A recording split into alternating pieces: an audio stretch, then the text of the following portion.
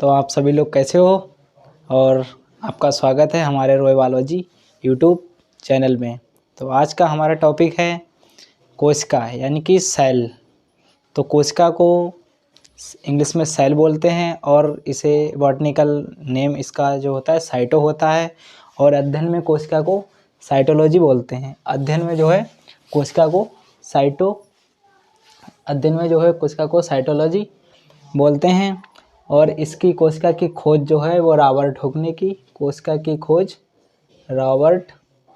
ने की कि चाहे मृत्यु हो चाहे जीवित हो, लेकिन सबसे पहले जो खोज की गई कोशिका की तो वो रॉबर्ट हुक के द्वारा की गई। बाद में इन्होंने जीवित कोशिका की खोज जो है एंटोनी वॉन लीeuwenhoek ने की। जीवित कोशिका की खोज एंटोनी वॉन लीeuwenhoek ने की। और इसके बाद में दो साइंटिस्ट आए, स्लाइडेन एवं स्वान। तो स्लाइडेन एवं स्वान ने कोशिका की जो है वो सिद्धांत प्रस्तुत किया। और ऑल ओवर द वर्ल्ड जो वर्ल्ड की सबसे छोटी और सबसे बड़ी कोशिका, तो सबसे बड़ी कोशिका होती है शुतुरमुर्ग के अंडे की कोशिका सबसे बड़ी कोशिका होती है। और माइकोप्लाज्मा की सबसे छोटी कोशिका होती है। माइकोप्लाज्मा ऑल ओवर वर्ल्ड में सबसे छोटी कोशिका माइकोप्लाज्मा और सबसे बड़ी कोशिका शुतुरमुर्ग के अंडे की होती है। आइए देखते हैं ह्यूमन में यानी कि मानव में क्या है। मानव में सबसे बड़ी और सबसे छोटी कोशिका, तो सबसे छोटी कोशिका जो होती है वो मेल के स्पर्म की होती है यानी कि शुक्राणु की होती है। और फीमेल में सबसे बड़ी कोशिका जो होती है वो अंडाणु की होती है। ओवम के अंडाणु की कोशिका जो होती है वो सबसे बड़ी कोशिका होती है। और मानव की सबसे लंबी कोशिका न्यूरॉन होती है। न्यूरॉन, यहाँ जो ब्रेन में न्यूरॉन की लंबाई जो होती है वो सबसे लंबी होती है। देखिए लंबी और बड़ी में क्या होता है ना कि आप फॉर एग्जांपल समझ सकते हैं कि लाल किला साइज़ में बहुत बड़ा है और कुतुब मीनार साइज़ में बहुत लंबी है। तो इसी प्रकार ये अंडाणु जो होता है, ओवम का अंडाणु जो होता है वो सबसे बड़ी कोशिका होती है। और न्यूरॉन सबसे लंबी कोशिका होती है। और जो विभाजन रहित कोशिकाएं ऐसी कोशिकाएं होती हैं जो कि हमारे ब्रेन में पाई जाती हैं, जिसमें विभाजन सेल डिवीज़न नहीं होता है, यानी कि कोशिका विभाजन नहीं होता है। तो ये हमारे न्यूरॉन होते हैं, ब्रेन में न्यूरॉन होते हैं, इनमें कोशिका विभाजन नहीं होता है। देखिए कि आपने देखा होगा कि पुलिस वाले बोलते हैं कि जो है बचवा गाड़ी जो है वो हेलमेट पहनकर चलाओ, नहीं तो चालान आपको दंडनीय सज़ा के तौर पे चालान आपका कर देते हैं। वो इसीलिए आपसे कहते हैं कि हेलमेट पहनो, क्योंकि अगर आपका सर फट गया तो सर फटने से आपकी मृत्यु हो सकती है, क्योंकि यहाँ ये सेल डिवीज़न नहीं होता है। यहाँ एक कोशिका अगर नष्ट हो गई तो वो नष्ट ही हो जाती है, फिर वो अपना अन्य सेलों का जन्म नहीं दे पाती है। इसीलिए इसमें सेल डिवीज़न नहीं होता है।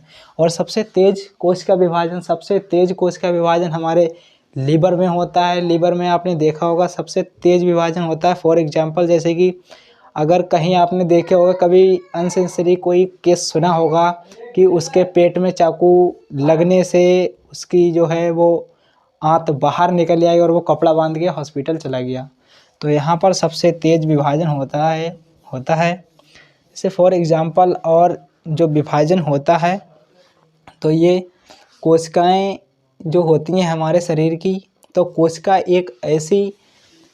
एक जो है यूनिट की सबसे छोटी इकाई है। कोशिका एक सबसे छोटी यूनिट की इकाई है।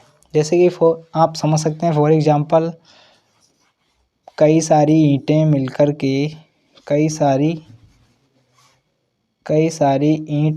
के दीवार बना लेती हैं। कई दीवारें मिलकर के एक कमरा बना लेती हैं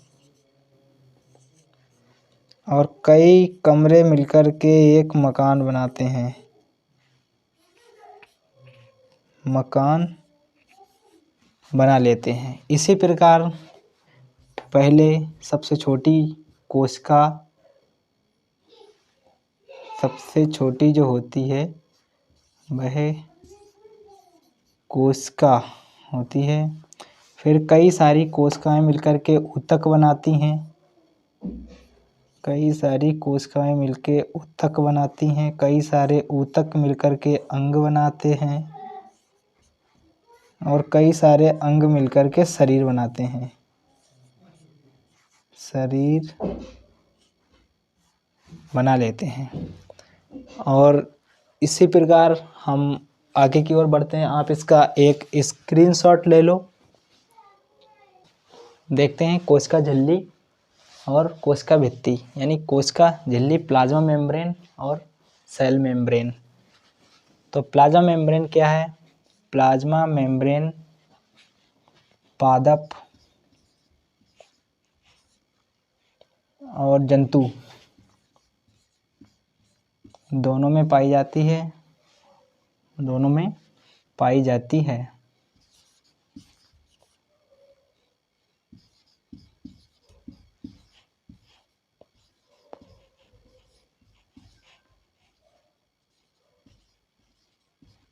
दोनों पाई जाती है और यह प्रोटीन की बनी होती है। प्रोटीन की बनी होती है। प्रोटीन की बनी होती है। देखिए क्या है कि ये इस तरह से होती है जिस तरह से हम मार्केट जाते हैं। ये एक प्लाज्मा मेम्ब्रेन है, यानी कि मेम्ब्रेन को झिल्ली कहते हैं। इसमें क्या है? माइटोकॉन्ड्रिया है, गोल्गी बॉडी है, साइटोप्लाज्म है, वैक्यूल्स है, एंडोप्लाज्मिक रेटिकुलम है, राइबोसोम है, न्यूक्लियस है। तो इसी तरह इसमें ये प्रेजेंट होते हैं। जिस तरह हम मार्केट में जाते हैं सब्जी के लिए लेने या अन्य कोई चीज़ लेने जाते हैं, तो थोड़ी चीज़ लेने पर वो हमें एक झिल्ली में डालकर दे देता है।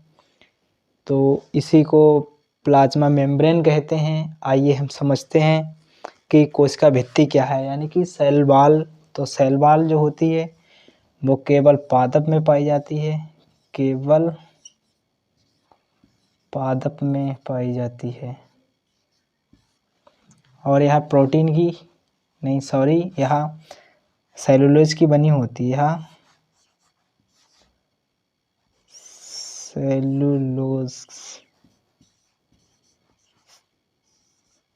यह सेलुलोज की बनी होती है। और इसमें क्या है, कोशिका भित्ति ये भारी हैवी होते हैं, बड़े भयंकर होते हैं, काफ़ी भारी वजन के। इसलिए इसमें कोशिका भित्ति जो है प्लांट में होती है और इसमें डबल मेम्ब्रेन होती है, सेल वॉल होती है। इस तरह से इसमें डबल होती है। जिस तरह से आपने देखा होगा प्लांट के ऊपर एक छाल होती है, और एक उसके अंदर होती है। तो बाह्य भित्ति और अंदर वाली भित्ति, मध्य भित्ति, इसमें डबल होती हैं। और इसको भी जिस तरह से मार्केट में सब्जी लेते हैं, हम थोड़ी लेते हैं तो सिंगल थैली में देता है, सिंगल झिल्ली में देता है, एक झिल्ली में। और अगर कई सारी चीज़ें इकट्ठी ले लेते हैं तो वो हमें डबल झिल्ली करके देता है, क्योंकि वो भारी हो जाता है। एक थैली फट जाएगी, एक पन्नी फट जाएगी। तो इसीलिए यहाँ पर जो है वो डबल सेल वॉल होती है, इसे डबल झिल्ली होती हैं यहाँ पर। तो आप इसका एक स्क्रीनशॉट ले लो। माइटोकॉन्ड्रिया को सूत्रकणिका भी कहते हैं। इसकी खोज अल्टमैन साइंटिस्ट ने की। माइटोकॉन्ड्रिया की डिस्कवरी अल्टमैन साइंटिस्ट ने की। और माइटोकॉन्ड्रिया जो है वो सेल में पावर का काम करता है, यानी कि ऊर्जा जो है। तो माइटोकॉन्ड्रिया को ऊर्जा का स्रोत भी कहा जाता है। और ऊर्जा का स्रोत इस प्रकार जो है, हीमोग्लोबिन हम नाक के जरिए सांस लेते हैं तो फेफड़ों में जाती है और फेफड़ों से इधर उधर वाहिनियों में ले जाने का काम है वो हीमोग्लोबिन करता है। हीमोग्लोबिन को क्रेब्साइट, इसके जो हीमोग्लोबिन इधर उधर सांस को ले जाता है, ऑक्सीजन को ले जाता है। इसे क्रेब्स साइकिल कहते हैं। जो क्रेब्स नामक वैज्ञानिक ने इस साइकिल को अपना नाम दिया, क्रेब्स साइकिल। और इसमें 38 एटीपी का निर्माण होता है जो ग्लूकोज का फॉर्मेशन करता है। 38 एटीपी का निर्माण होता है जो ग्लूकोज का फॉर्मेशन करता है, यानी कि ऊर्जा, ग्लूकोज जो है वो ऊर्जा प्रदान करता है, पावर ऊर्जा प्रदान कर देता है। और इस क्रेब्स साइकिल को आंतरिक दीवार क्रस्टी कहते हैं। आंतरिक दीवार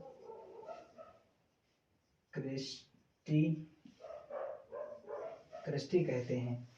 आंतरिक दीवार क्रस्टी कहते हैं, जो कि ये क्रेब्स साइकिल में चलता है। क्रेब्स साइकिल क्या है, जो सांस को हमारे इधर उधर पूरी शरीर में पूरी वाहिनियों को इधर उधर ले जाने का काम, ढोने का काम जो है वो क्रेब्स साइकिल करता है, माइटोकॉन्ड्रिया करता है।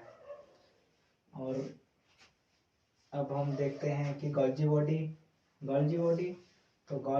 क्या है, वो कैमिलियो गोल्जी साइंटिस्ट ने दी है। इस कैमिलियो गोल्जी साइंटिस्ट ने गोल्जी बॉडी का सिद्धांत दिया। और ये गोल्जी बॉडी है जो परिवहन का काम करता है, यानी कि ये हमारी ऊर्जा को इधर उधर ले जाने का काम करता है। जो कि जैसे कि मैं बोल रहा हूँ तो मेरी जुबान थक रही है, यहाँ की एनर्जी कम हो रही है। और जो हमारे पैर हैं, पैर तो कुछ नहीं कर रहे, वो ऐसे ही हैं। तो पैरों की एनर्जी हमारे यहाँ जुबान में लाके अगर हम पूरे दिन बोलते रहेंगे इसी तरह, तो धीरे धीरे जुबान ऐसे चलती है, धीरे धीरे वो ऐसे हो जाएगी। इसीलिए ये गोल्जी बॉडी है कि आप पैरों से एनर्जी निकाल करके हमारी जुबान को देता है, जिससे कि ये जुबान चलती है हमारी। तो अब रसधानी क्या है? रसधानी को वेहिकल्स कहते हैं। वेहिकल्स ये जल संग्रहण का काम करता है, जल अपने अंदर स्टोर रखता है। जिस तरह जैसे कि आदमी में जो होता है वो आदमी है, प्लांट है, इसमें जो है वो 65% पानी होता है। जो ये पानी होता है, जिसके लिए पानी के लिए ये रसधानी स्टोर करके व्हीकल्स स्टोर करके रखते हैं। जैसे कि 100 किलो का आदमी है तो 75 लीटर तो उसमें पानी हो जाएगा। तो कोई बात नहीं मानेगा कि ये कैसे हो सकता है कि 100 किलो के आदमी में 65 लीटर पानी हो। पानी होता है उसमें, उसकी जो रसधानी होती हैं, कोशिकाएं होती हैं, उसके अंदर पानी स्टोर रहता है। वो जरूरी थोड़ी कि 65 लीटर पानी पेट में थोड़ी होगा, वो इधर उधर हमारी शरीर में होगा, कोशिकाओं में होगा हमारी। तो 65 लीटर पानी होता है। जिस प्रकार अगर 1 भी परसेंटेज पानी कम होता है हमारे शरीर में तो हमें तुरंत ही प्यास लग जाती है, और 10% पानी कम हो गया तो आदमी की मृत्यु ही हो जाती है। ये आप इसका स्क्रीनशॉट ले लो। देखिए दोस्तों, सेंट्रोसोम तारककाय। तो तारककाय को बोवेरी नामक साइंटिस्ट ने दिया। कोशिका विभाजन इसमें होता है। कोशिका विभाजन यानी कि पुनर्निर्माण होता है। पुनर्निर्माण लीवर में तो मैं आपके लिए बता चुका हूँ कि बहुत तेज सेल डिवीजन होता है। एक कोशिका 2 कोशिकाओं में बट जाती है। लेकिन क्या ब्रेन के न्यूरॉन में जो है कभी कभी जो ज़्यादा नहीं, थोड़ा हल्का सा इसमें सेल डिवीज़न होता है। कोशिका विभाजन हल्का होता है, इसमें कम होता है बहुत। और कभी कभी क्या है, बहुत ज़्यादा अचानक से ही बहुत ज़्यादा इसमें बहुत तेज़ी से सेल डिवीज़न होता है, कोशिका विभाजन होता है, जिसके कारण आपने केस सुना होगा कि ट्यूमर हो जाता है। ट्यूमर कैंसर हो जाता है। तो वो अधिक ज़्यादा से, जैसे कि जहाँ पर एक कोशिका नष्ट हुई है तो एक कोशिका 2 कोशिकाओं में बट जाती है। और जो एक कोशिका जो है वो डिवाइड होती है 2 सेल में डिवाइड हो जाती है। तो एक कोशिका जो डिवाइड होती है वो नष्ट हो जाती है, एक उसके स्थान पर आ जाती है। और एक कोशिका मर जाती है तो वहाँ पर वो चली जाती है। और वहाँ पर वो चली जाती है इसी के लिए। और कभी वहाँ पर एक कोशिका के लिए जगह है और अचानक से ही काफ़ी कोशिकाएं 10 20 100 50, अगर एक कोशिका की ज़रूरत है और 4 6 बन गई, मानते हैं इतनी दिक्कत नहीं होगी। लेकिन वहीं एक कोशिका की जहाँ ज़रूरत है वहाँ पर अगर 5000 बन जाएं तो सोचो क्या होगा। बड़ी सी गांठ बन जाएगी, ट्यूमर बन जाता है, उसी को कैंसर बोलते हैं। और यह लीवर में तो विभाजन बहुत तेज होता है, कभी कभी ब्रेन यानी कि न्यूरॉन में भी हो जाता है। अब आइए तो हम बात करते हैं अंतः प्रादब्य जालिका यानी कि इंडोप्लाज्मिक रेटिकुलम। इंडोप्लाज्मिक रेटिकुलम क्या है? आंतरिक कंकाल की जो है सहायता करता है पिलर के हिसाब में। जैसे कि आप कोई चीज़ खड़ा करेंगे, उसके लिए भी जैसे मकान खड़ा करते हैं उसमें पिलर लगाए जाते हैं मकान को रोकने के लिए, इसी तरह हमारी कोशिकाओं में भी होते हैं जो कोशिकाओं को खड़ा रखने के लिए इसमें स्तंभ होते हैं, पिलर होते हैं। और इसमें दो कोशिकाएं आती हैं इस एंडोप्लाज्मिक रेटिकुलम में, स्मूथ और रफ। स्मूथ रफ क्या होती है? स्मूथ जो होता है वो वसा का निर्माण करता है। स्मूथ जो होता है वसा का निर्माण करता है, जो आप देख सकते हैं कि स्मूथ ही एकदम क्लीन है, चिकना है। ये वसा का निर्माण करता है, यहाँ से ऑयल निकलता है। आप देखते होंगे कि चेहरे पर हमारे ऑयल आ जाता है, तो वो इसी के कारण आता है। स्मूथ एंडोप्लाज्मिक रेटिकुलम के कारण आ जाता है, यहाँ से फॉर्मेशन होता है। और जो रफ है तो रफ प्रोटीन का फॉर्मेशन करता है। आप स्ट्रक्चर देख सकते हैं, ये यहाँ पर ये प्रोटीन का फॉर्मेशन, राइबोसोम का फॉर्मेशन करता है। प्रोटीन राइबोसोम का फॉर्मेशन करता है। प्रोटीन राइबोसोम का फॉर्मेशन करता है। तो आप इसका स्क्रीनशॉट ले लो। बाकी देखिए दोस्तों, राइबोसोम को पलाडे साइंटिस्ट ने दिया था। और यह राइबोसोम जो होता है प्रोटीन का निर्माण करते हैं। राइबोसोम प्रोटीन के निर्माण करते हैं, जिन्हें सेडिमेंटेशन कॉन्फिसेंट कहते हैं। और सेडिमेंटेशन 70S यानी कि छोटा राइबोसोम जो कि प्रोकैरियोटिक है। और कॉन्फिसेंट 80S राइबोसोम जो बड़ा है और यूकैरियोटिक है। इन्होंने यूकैरियोटिक प्रोकैरियोटिक यानी कि 70S और 80S राइबोसोम, इस तरह से इन्होंने पता लगाया कि एक बर्तन के पानी में इन दोनों को डाला, 70S और 80S राइबोसोम को। और इन्होंने ये कहा जो सबसे पहले नीचे बैठ जाएगा पानी में वो बड़ा होगा, और जो बाद में बैठेगा वो छोटा होगा। तो ये 80S राइबोसोम पहले पानी में बैठ गया, 70S राइबोसोम बाद में पानी में बैठा। इसी तरह बात करते हैं केंद्रक यानी कि न्यूक्लियस की। तो न्यूक्लियस की डिस्कवरी रॉबर्ट हुक ने की। और न्यूक्लियस को brain of the cell control कहा जाता है, जो कि क्रोमोसोम, इसके अंदर न्यूक्लियस के अंदर क्रोमोसोम, डीएनए आरएनए और डीएनए का छोटा खंड जीन प्रेजेंट होता है। और इसमें प्रोटीन 80% होती है। न्यूक्लियस में प्रोटीन जो है 80% होती है। 10% डीएनए होता है। 10% डीएनए होता है। तो 80 और प्लस 10 90।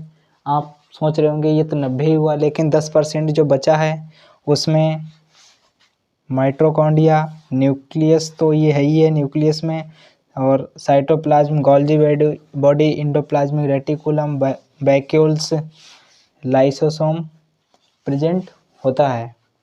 तो इस तरह 80 प्लस 10 और प्लस 10% ये होते हैं, mitochondria, Golgi body, vacuoles, endoplasmic reticulum.